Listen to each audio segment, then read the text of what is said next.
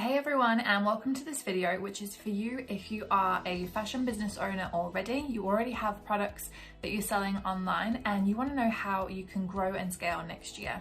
I'm going to cover my 3 top tips for growing your fashion brand in 2021.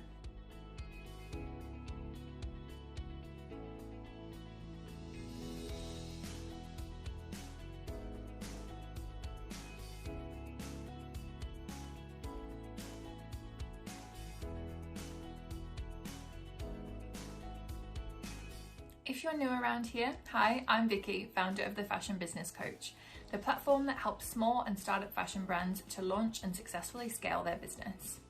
Each week I release a new video which answers the questions that you have been asking me. So if you have a question, make sure that you leave it in the comments to be considered for a future video.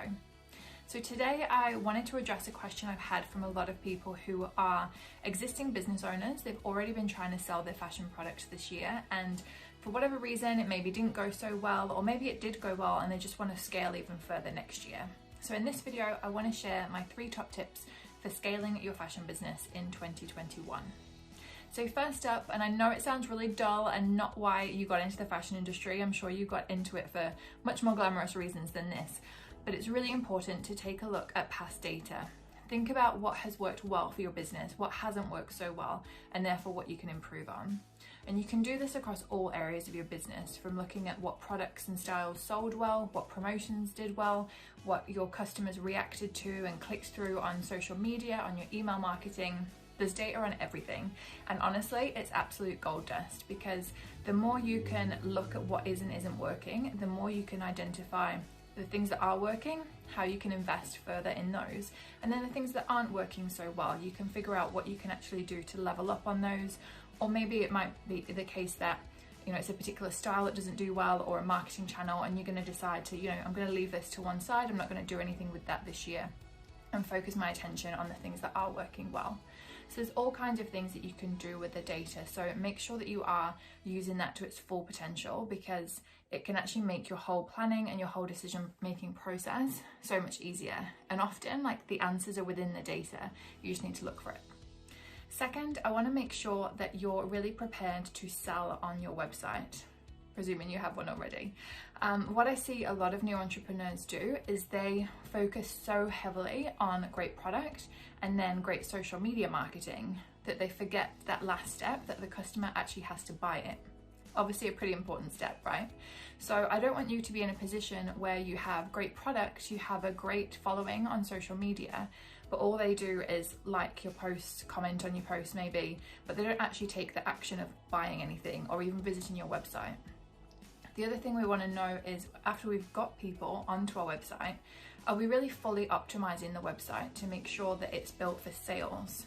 So often I see brands using templates that are provided by various different websites, and while it's great that you can use a template and customize it and it's really easy and there's a lot of great things that you can do with them, I think you do have to go further, particularly if that template is something that's designed for, say, a portfolio or a blogger or something like that, because there's a lot of things that we want to weave into our website that makes the customer buy. And fundamentally, we want the customer to trust us. That's usually the biggest barrier to making the purchase, that they don't trust us or they don't believe that they need it enough. So we need to make sure that our website is actually getting the customer to trust us by using various things like review functions, for instance, being really transparent about shipping costs, for example, and loads of other things that we can build into our website to make sure that we're actually, once we get the customer onto the site, we're converting more people into paying customers. Because it's all very well if your product's great and your marketing has a huge following, but if nobody cares and nobody is going to your website to finalize that purchase, what's it all for? So we need to make sure that our website is really doing its job effectively. And the final thing is automation. And the reason why that's so important is, if you're anything like me as a business owner, you're pulled in so many directions and time is really, really tight. So there's no point in wasting time doing something manually or doing something bit by bit. For instance, your marketing, you might be posting every day. Good, great that you're consistent. But if you're just being reactive and every day creating a post, it's so much more inefficient than if you bulked everything together, automated it, away we go. Similarly, as well as saving time, automation can actually make us more effective. So for instance, I have a lot of email sequences for my fashion brand. So it means that when someone signs up to register for my email list, they want to join, immediately they're going to receive a welcome email from me. So it's all automated, and the good thing about that is, you know, I have customers worldwide. I'm very lucky in that respect, and I'm going to be asleep a lot of the time. So if I'm having to reply to everything manually, not to mention the time that would take, but people might be having to wait kind of 12 hours or so if they're in Australia and I'm in Europe, and with the time difference. So those automations can really give better customer service as well when used effectively, as well as saving our time. And the systems can really help us not only in marketing but in stock management, for instance, with our design process, managing our factories, and so many good things that can save us time and money as well ultimately. So I hope that's given you some ideas as to how you can grow your brand in 2021. If that's something that you would like some help with, please feel free to get in touch via the link below. I do offer services where we can have weekly check-ins and things to figure out together how we can scale your business, and then have the weekly check-ins to keep you accountable for that growth.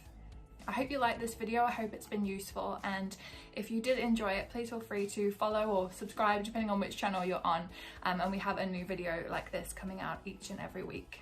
Thanks for watching, guys, and I'll see you soon. Bye.